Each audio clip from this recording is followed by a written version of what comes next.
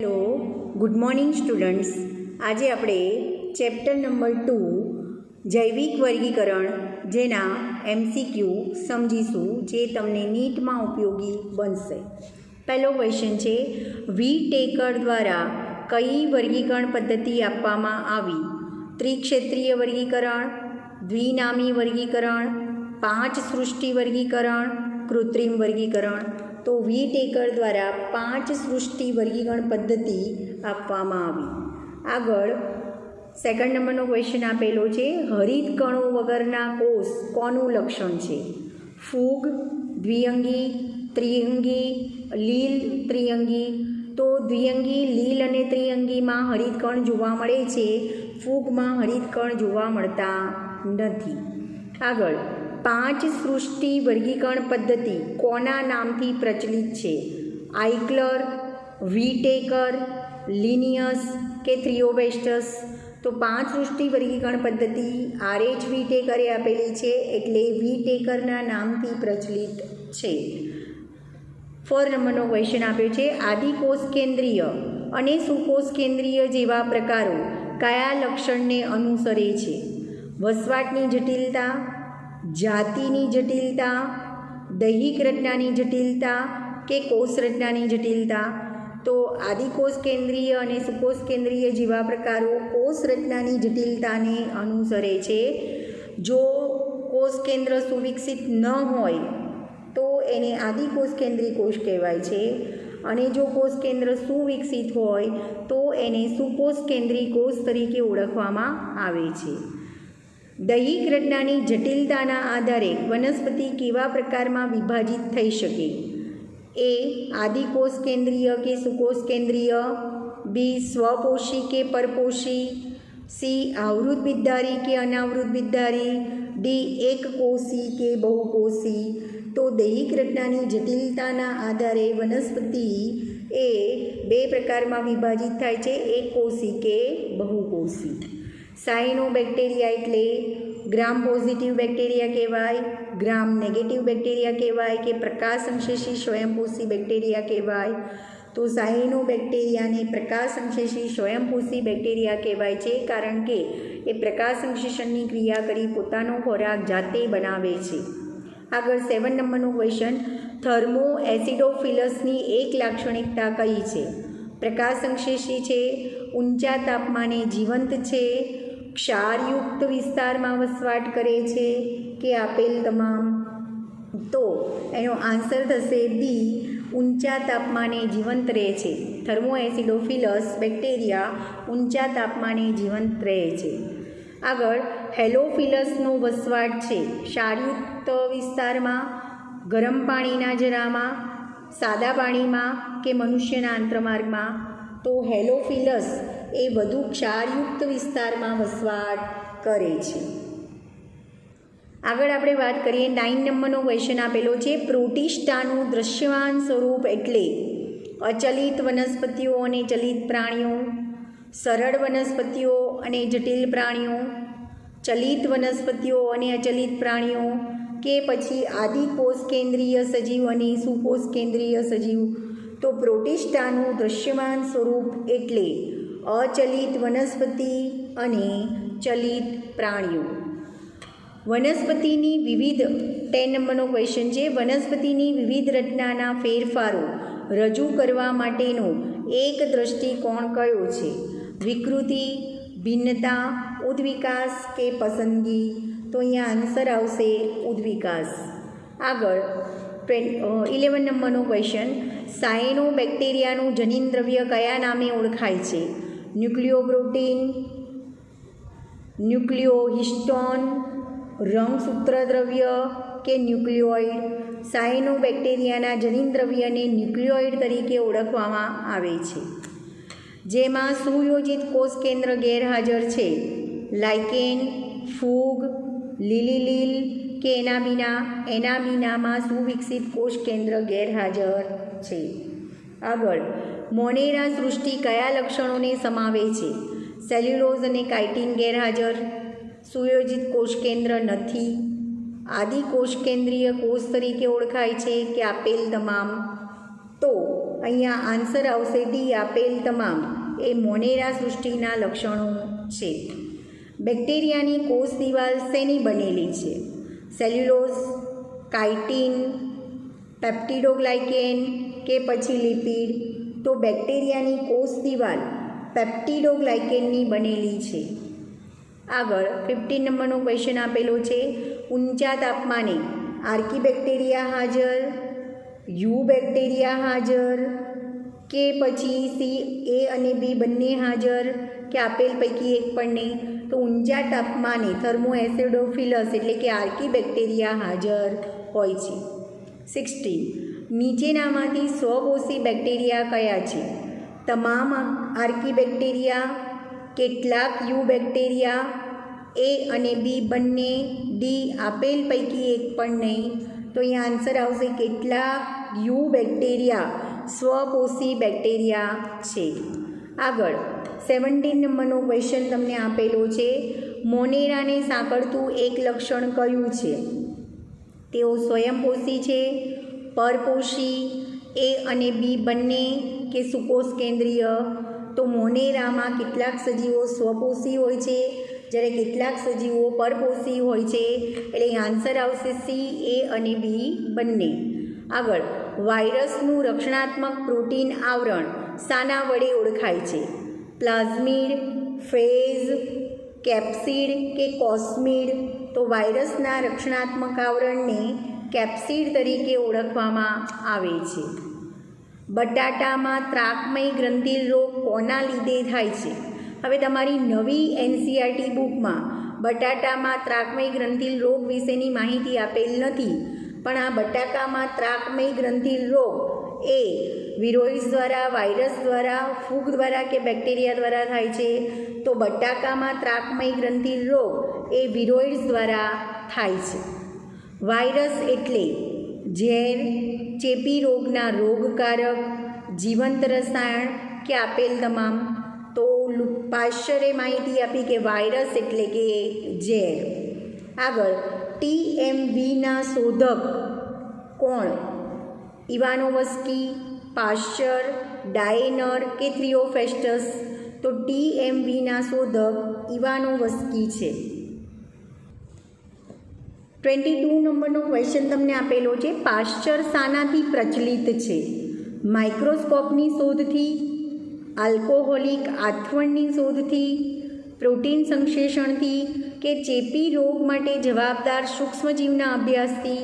તો પાશ્ચરે સૌપ્રથમ ચેપી રોગ માટે જવાબદાર સૂક્ષ્મજીવના અભ્યાસથી પ્રચલિત છે અને એમણે વાયરસની શોધ કરી.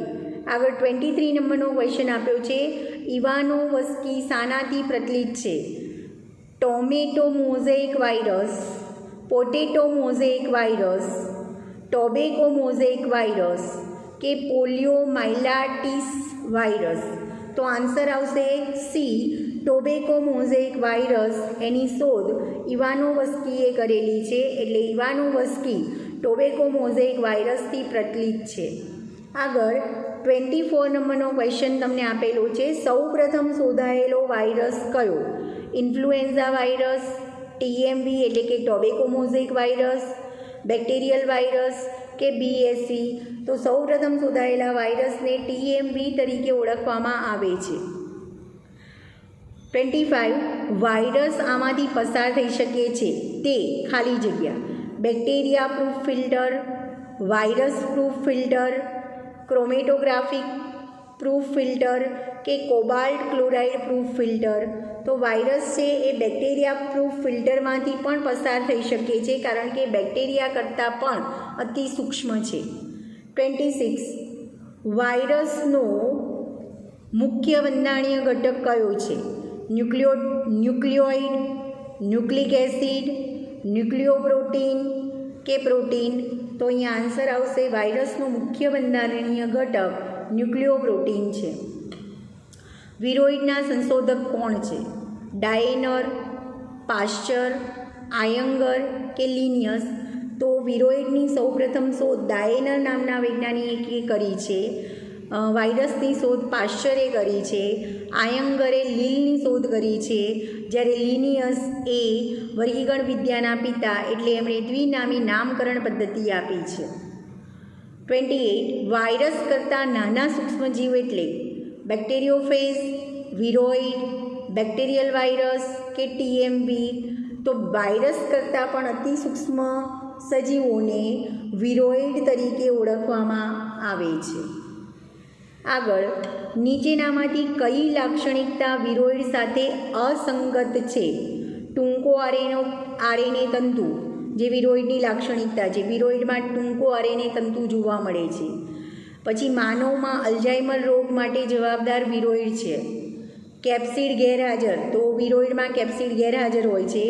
અને શોધક પાશ્ચર, તો અહીંયા અસંગત આવશે. વિરોઇડ માટે અસંગત શોધક પાશ્ચર, કારણ કે વિરોઇડની શોધ એ ડાયેનરે કરી છે, એટલે અહીંયા અસંગત આવશે શોધક પાશ્ચર. 30 નંબરનો ક્વેશ્ચન આપ્યો છે, વાયરસ શું ધરાવે છે? ડીએનએ, આરએનએ, એ અથવા બી, એ અને બી બંને.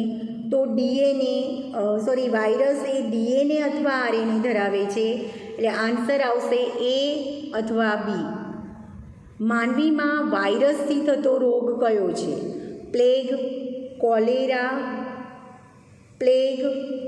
કોલેરા, અસ્થમા કે ડી પોલિયો.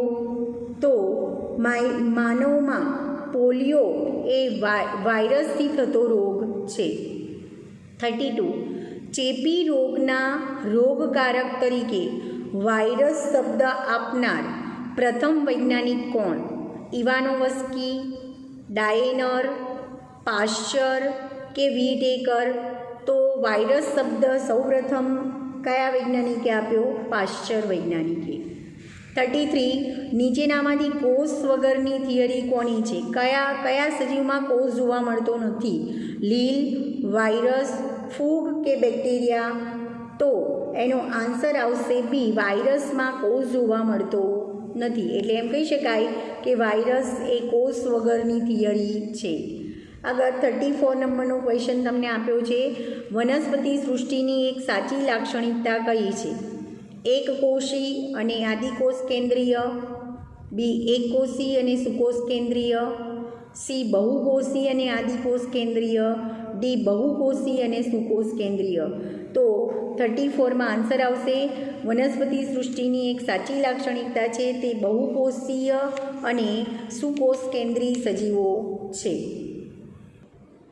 35 નંબરનો ક્વેશ્ચન આપ્યો છે, વાયરસના બંધારણીય પ્રોટીનનું રક્ષણાત્મક આવરણ કયા એકમનું બનેલું છે? કેપ્સોમિયર, કેપ્સિડ, સૂક્ષ્મતંતુઓ કે સૂક્ષ્મનલિકા. તો વાયરસના બંધારણીય પ્રોટીનનું રક્ષણાત્મક આવરણ એ કેપ્સોમિયર નામના એકમનું બનેલું હોય છે. 36 પ્રાણીજન્ય વાયરસનું ઉદાહરણ કયું છે? Alzheimer virus, poliomyelitis virus, bacterial virus કે પછી આપેલ પૈકી એક પણ નહીં. તો આન્સર આવશે પ્રાણીજન્ય વાયરસનું એક્ઝામ્પલ છે પોલિયોમાઇલાઇટિસ વાયરસ. પોલિયો રોગ વાયરસના કારણે થાય છે. આગળ વનસ્પતિજન્ય વાયરસનું ઉદાહરણ બટાકાનો ત્રાકમય ગ્રંથિલ વાયરસ, ટોબેકો મોઝેઇક વાયરસ, એ અને બી બંને, બેક્ટેરિયોફેજ. તો આન્સર આવશે બી, ટોબેકો મોઝેઇક વાયરસ. આગળ 38 નંબરનો ક્વેશ્ચન આપેલો છે, કેપ્સોમિયર શેનું બનેલું છે? પોલિસેકેરાઇડ શૃંખલા, ન્યુક્લિયોટાઇડ શૃંખલા, પોલીપેપ્ટાઇડ કે પોલીન્યુક્લિયોટાઇડ શૃંખલા. તો કેપ્સોમિયર એ પોલીપેપ્ટાઇડ શૃંખલાનું બનેલું હોય છે. 39 ફૂગના દેહને શું કહેવાય છે? કેપ્સિડ, કવકજાળ, પેનિસિલિયમ કે સુકાઈ. ફૂગના દેહને કવકજાળ કહેવાય છે જે કવકતંતુથી બનેલો હોય છે. 40 કવકજાળ શાની બનેલી હોય છે? કવકસૂત્ર, ફેઝ, કેપ્સિડ કે કોસ્મિડ. તો કવકજાળ એ કવકસૂત્રની બનેલી હોય છે. 41 કવકસૂત્રોની એક લાક્ષણિકતા કઈ છે? તે સ્વાવલંબી અને પરાવલંબી હોય છે, એકકોષી અને બહુકોષી હોય છે, પડદાયુક્ત અને પડદાવિહીન હોય છે કે આપેલ પૈકી એક પણ નહીં. તો અહીંયા તમે યાદ રાખજો, કેટલીક ફૂગમાં કવક સૂત્ર જે છે, કવકજાળના કવક સૂત્ર જે પૈકીના કેટલાક કવક સૂત્ર પડદાવિહીન હોય છે, એટલે કે એમાં આડા પડદા આવેલા હોતા નથી, જ્યારે કેટલીક કવકજાળમાં કવક સૂત્ર એ પડદાયુક્ત જોવા મળે છે. તો અહીંયા આન્સર આવશે કવક સૂત્રની એક લાક્ષણિકતા પડદાયુક્ત અને પડદાવિહીન. ફૂગની કોષ દિવાલ શાની બનેલી છે? સેલ્યુલોઝ, કાઇટિન, સુબેરિન કે ક્યુટિન? તો મોટાભાગની ફૂગની કોષ દિવાલ એ કાઇટિનની બનેલી હોય છે, જ્યારે કેટલીક ફૂગમાં કાઇટિન મિશ્રિત સેલ્યુલોઝની કોષ દિવાલ હોય છે. આ પણ અગત્યનો ક્વેશ્ચન છે. ફૂગમાં સંચિત ખોરાક દ્રવ્ય તરીકે શું હોય છે? ગ્લુકોઝ, ગ્લાયકોઝન અને તૈલીબિંદુ, સ્ટાર્ચ અને તૈલબિંદુ, લિપિડ? તો ફૂગમાં સંચિત ખોરાક દ્રવ્ય તરીકે ગ્લાયકોઝન અને તૈલીબિંદુ હોય છે. લીલમાં વધારાના ખોરાકનો સંગ્રહ સ્ટાર્ચ સ્વરૂપે થાય છે અને વનસ્પતિમાં પણ વધારાના ખોરાકનો સંગ્રહ સ્ટાર્ચ સ્વરૂપે થાય છે. ફૂગમાં લિંગી પ્રજનન માટે કયો તબક્કો સાચો નથી? જીવરસ સંયુગ્મન, સંભાજન, કોષ કેન્દ્ર સંયુગ્મન કે પછી અર્ધીકરણ? તો ફૂગમાં લિંગી પ્રજનન માટેના તમને 3 તબક્કા આપેલા છે. એમાં પહેલો તબક્કો છે એને જીવરસ સંયુગ્મન કહેવાય, બીજો તબક્કો છે એને કોષ કેન્દ્ર સંયુગ્મન કહેવાય, ત્રીજો તબક્કો છે એને અર્ધીકરણ કહેવાય. તો અહીંયા સંભાજન તબક્કો એ ફૂગના લિંગી પ્રજનન માટે સાચો નથી. આગળ, ફૂગમાં લિંગી પ્રજનનની એક પદ્ધતિ સાચી નથી. કઈ? એકજન્યુક, વિષમજન્યુક, અંડજન્યુક કે સમજન્યુક? તો ફૂગમાં 3 પ્રકારની લિંગી પ્રજનનની પદ્ધતિ જોવા મળે છે. જો લિંગી પ્રજનનમાં સરખા જન્યુઓ ભાગ લે, 2 જન્યુ લિંગી પ્રજનનમાં ભાગ લેતા બંને જન્યુ સરખા હોય તો એને સમજન્યુક પ્રકારનું લિંગી પ્રજનન કહેવાય છે. જો લિંગી પ્રજનનમાં ભાગ લેતા 2 જન્યુઓ અલગ અલગ હોય તો એને વિષમજન્યુક કહેવાય, અને નર પ્રજનન કોષ અને માદા પ્રજનન કોષ જેવા હોય તો એને અંડજન્યુક કહેવાય છે. તો એમાં ફૂગમાં સમજન્યુક, વિષમજન્યુક અને અંડજન્યુક પ્રકારનું લિંગી પ્રજનન જોવા મળે છે, પણ એકજન્યુક પ્રકારનું લિંગી પ્રજનન જોવા મળતું નથી. તો અહીંયા આન્સર આવશે એકજન્યુક. આગળ 46, બ્રેડ મોલ્ડનું સામાન્ય નામ શું છે? રાઇઝોપસ, મ્યુકર, પેનિસિલિયમ કે ઈસ્ટ?